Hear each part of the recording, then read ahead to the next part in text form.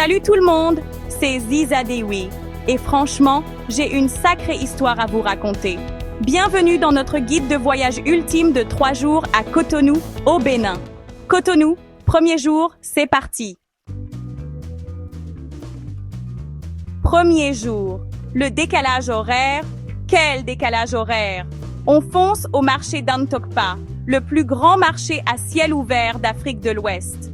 Dès qu'on y met les pieds, c'est une explosion sensorielle. Le bruit, les couleurs, les odeurs, tout ça en même temps. Les vendeurs interpellent, l'odeur des épices se mélange aux poissons grillés. On pourrait y passer une journée entière sans tout voir. Ce n'est pas juste du shopping, c'est une immersion totale. On sent battre le cœur de la ville, juste ici. Des étals remplis de textiles colorés, de produits frais, de l'artisanat, de l'électronique. C'est un chaos organisé, avec une étrange beauté. Il faut être prêt à négocier et échanger avec les gens. J'ai vu des masques et des sculptures traditionnelles incroyables, et des ananas les plus frais que vous n'aurez jamais goûtés. C'est ce contraste qui rend Dantokpa fascinant. Ne soyez pas timide, foncez. C'est là que se trouve la vraie expérience. Bon, parlons nourriture. On ne peut pas venir à Cotonou sans parler de la bouffe. Premier plat, l'amiwo. Ce n'est pas juste un plat, c'est une expérience. Un porridge de farine de maïs salé avec une sauce tomate riche, souvent avec du poulet. J'ai trouvé un stand au bord de la route, super authentique. Les saveurs sont complexes et réconfortantes. C'est le genre de plat qui vous marque. La dame qui tenait le stand était géniale. Elle expliquait tout avec le sourire.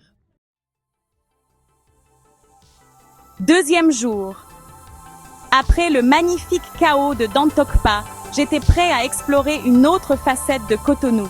Son histoire, sa culture, son art. Premier arrêt, la cathédrale de Cotonou, ou cathédrale Notre-Dame de Miséricorde. C'est un bâtiment impressionnant, avec ses rayures bordeaux et blanches, qui se démarque en plein cœur de l'agitation de la ville. En entrant, c'est étonnamment paisible, un vrai contraste avec les rues dehors.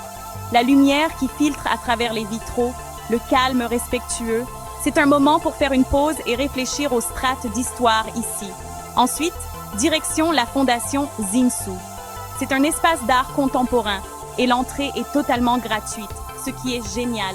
Ils exposent des œuvres d'artistes béninois et d'autres artistes africains et c'est vraiment puissant.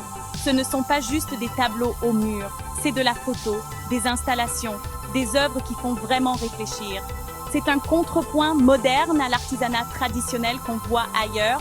Ça montre la scène artistique dynamique et en pleine évolution du Bénin. J'y ai passé bien 2 heures, juste à m'imprégner de toute cette créativité. C'est une visite incontournable si vous voulez sentir le pouls contemporain de Cotonou.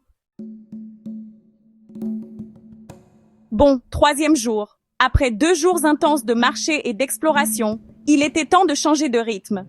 Direction la côte. On va à la plage de Fitjros, l'un des endroits les plus populaires de Cotonou.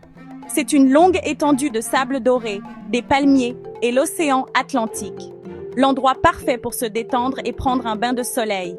L'ambiance ici est plus décontractée qu'en centre-ville, mais il y a de l'animation. Ça faisait du bien de sentir le sable après avoir arpenté le bitume. Une bonne longue balade le long du rivage. Les vagues peuvent être fortes, donc beaucoup profitent juste du bord de l'eau. Des bars de plage et des restos vendent des noix de coco fraîches et du poisson grillé.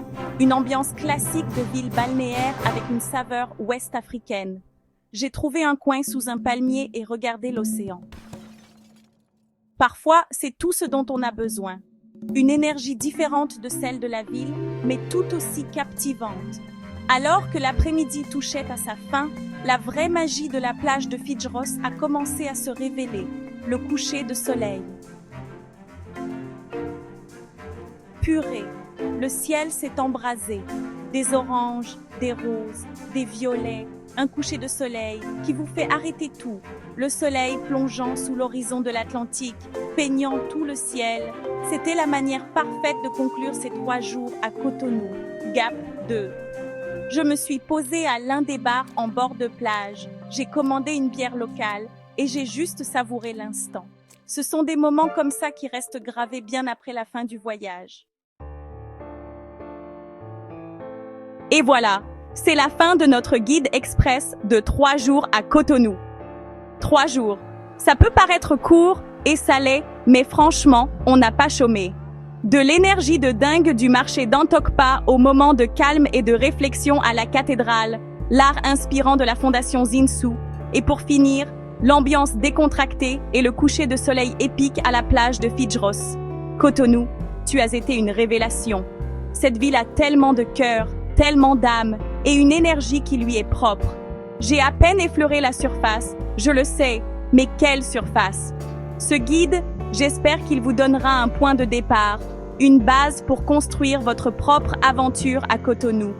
Merci d'avoir regardé notre guide de 3 jours à Cotonou. J'y ai mis beaucoup de cœur, en essayant de capturer non seulement les lieux, mais aussi l'ambiance, le ressenti d'être ici.